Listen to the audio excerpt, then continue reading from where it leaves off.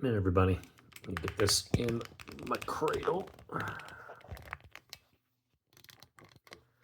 All right, get this sort of straightened out if I can. It's kind of crooked.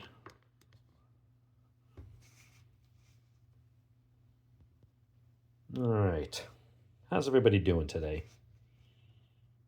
What we got here is a buck. Now, I don't normally, I don't, this is still a little crooked. Let's see. I don't really own a lot of buck knives. I think I got a model 119, that typical straight, fixed blade hunter.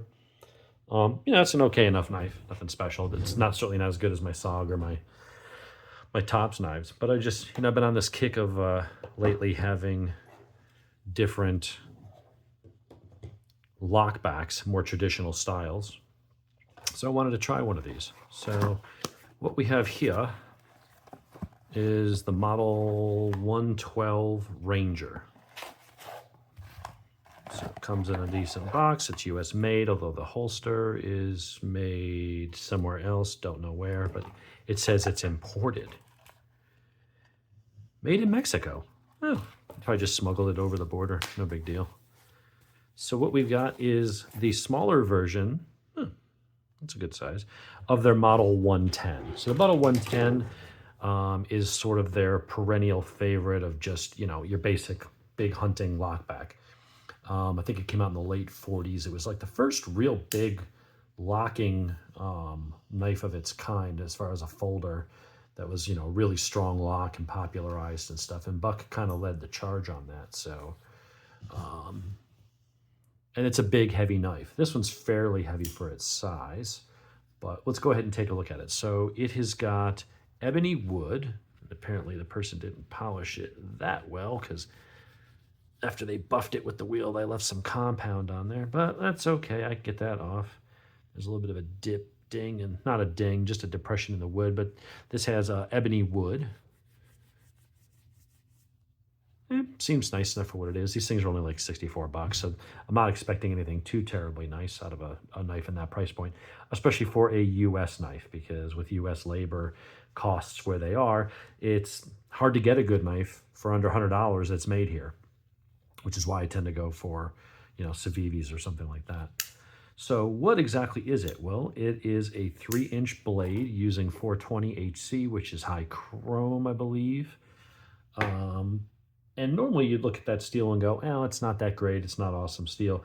Apparently Buck does a pretty damn good job of heat treating on it. So they heat treat it, they cryogenically treat it after that, then they temper it. And that 3-step process gives you a blade that's decent, very good in toughness, very good in hardness, so it'll hold an edge.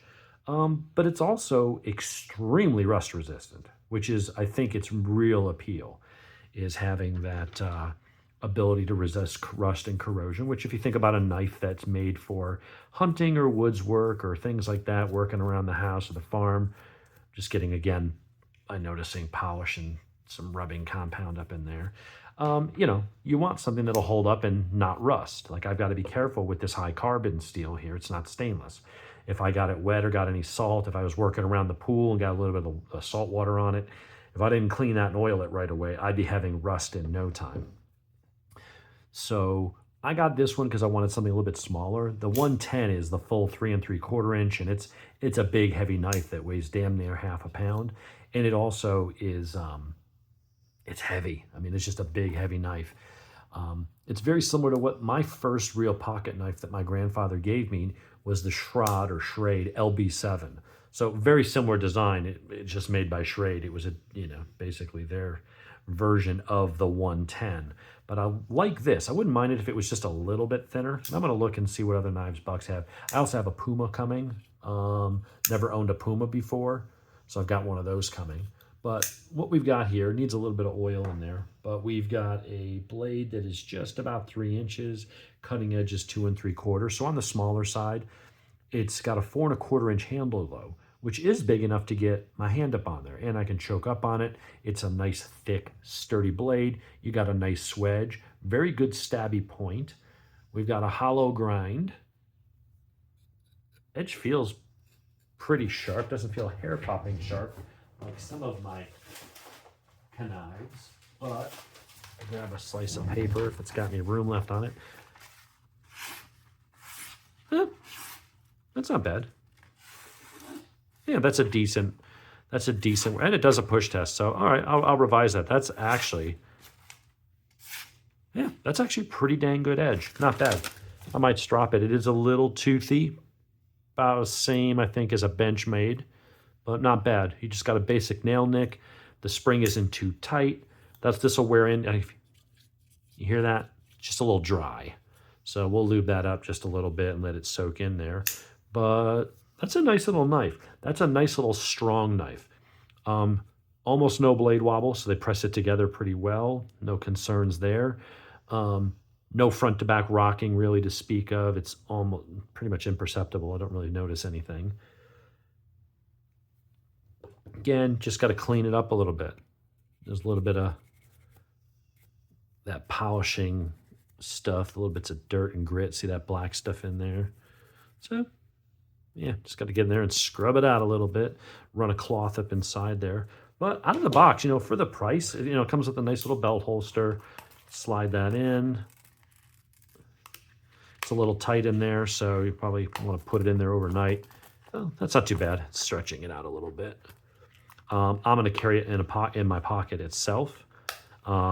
Where this would go on my belt is typically where there's going to be a firearm and a holster. So that's a nice little sturdy knife. I like the traditional knives. Yeah, it's not the one-handed opening tactical. And I have tons of those. I got OTFs. I got all kinds of cool stuff. But I'm just on this kick lately of wanting knives that are more traditional. And I'd say, I got my Boker Hunter here, which is a really nice knife. Not much difference in the weight, only a tiny bit less than this, but this is thick, this is thin, but it's really big. I mean, you pull this out, it looks kind of abnormally large to use as a pocket knife. I just really love it because it's thin and it's just a beautiful, beautiful blade. And that's going to be more traditional. And then you've got the other end of the spectrum, which is a lockback. So it's the same classic style locking mechanism, but obviously the handles are different. You've got a finger choil, it's a Spyderco, you got pocket clip. This is the modern interpretation of one hand opening, one hand closing. And this is the Native 5 with S30V from Spyderco. Fantastic knife. Great little EDC. So you got that, and then you got your Civivi Rustic Gent, which kind of sits in the middle. It's more classic along the lines of this, but you've got, carbon fiber and micarta, and the way it's constructed is a little bit more modern. So that kind of sits in the middle. This is going to be like your real, true kind of classic. It doesn't have, the style of a Boker that goes back, maybe the 1800s or something or whatever, and they were making those kinds of knives and stuff. It's not a Barlow or things like that. But it is a really nice little sturdy pocket knife. Unlike the 110, which doesn't have that kind of finger groove there. If it was any shorter, it would get in the way. It would push against that knuckle. But I can get my hand well up inside there and still have a purchase down here. And then here, I can choke up on it and stab, poke, whatever I need to do. And it does give you, it is smooth, there's no jimping, but it does give you a little bit of a finger guard to help prevent your hand from sliding up and over the blade. The grinds really look, good. They look decent. The nail nick looks, it's like at a wonky angle, but I don't, whatever. That's just how they do it. I'm used to seeing nail nicks that are more running this way along the blade. So to me, it looks odd, but I'm sure when they intended you grab it, when you think about where your fingernail is, are you up here or are you holding it here? And if you're here, then it is actually ergonomically aligned right where your thumbnail would be. To me, it just looks a little off. I guess it does follow that line.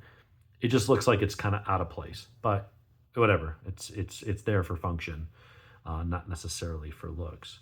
So that is my first buck folding knife. I've had a couple Schrades over the years as a kid. Now that they're starting to make them back in the US again, I'm excited to see about like the old timers and the Uncle Henrys, especially in the what format? In the Stockman pattern. I'm really kind of itching to see a US made version of that. To replace the ones I got back in the day for like $14 from the hardware store, which today will probably be like $80.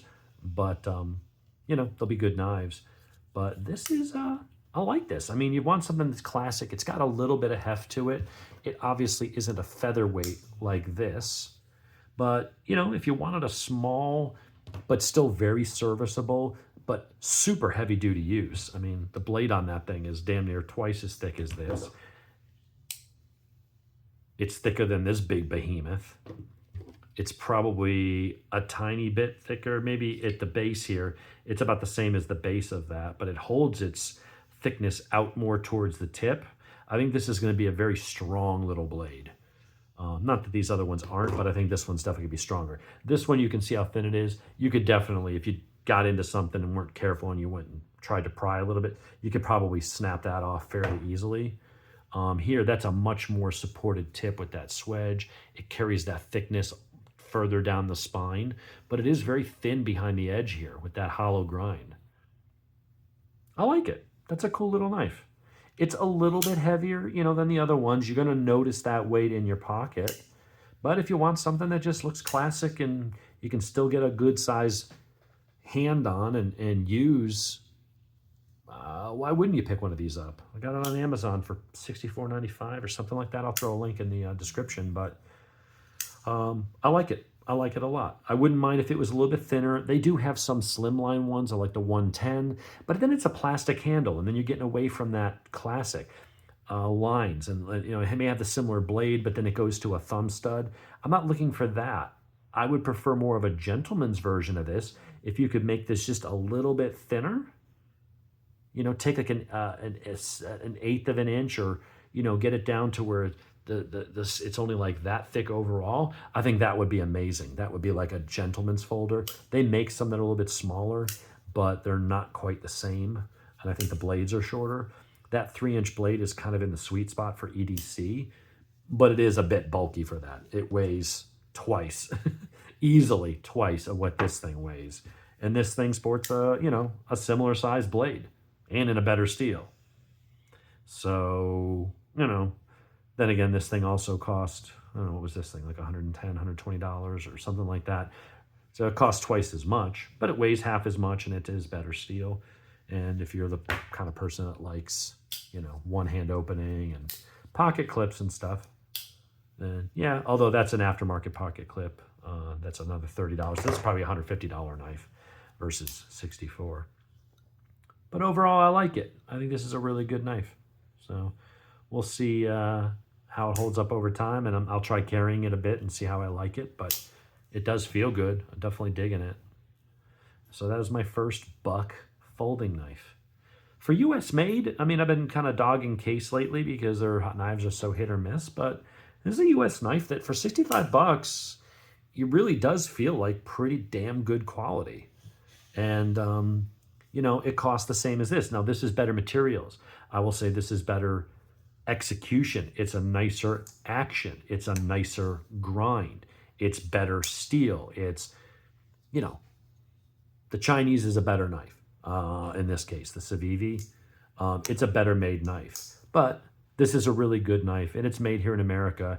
And if I was to use a knife and have to kind of really abuse it in more of a survival type situation, I would definitely grab this before I grab this. I think this is a great slicer. It's amazing as for EDC, but I think under really hard use, this one would not hold up as well.